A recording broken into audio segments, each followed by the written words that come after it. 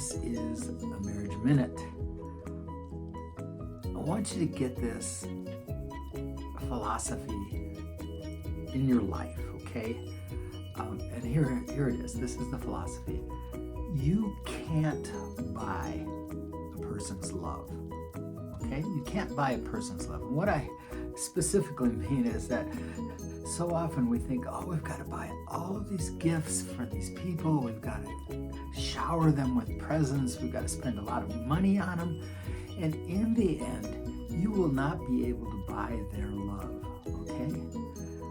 How do you buy their love? You don't, first off. You can't make someone love you. Second off, they will love you because of who you are and because of what you are to them, okay? So you gotta love them so they will love you back, okay? And it doesn't mean getting them stuff. Now, stuff is fun to give, and if you have thoughtful gifts, that's really great. But understand that those gifts are not gonna buy the love of those persons that you want to love you, okay? So you can't buy love.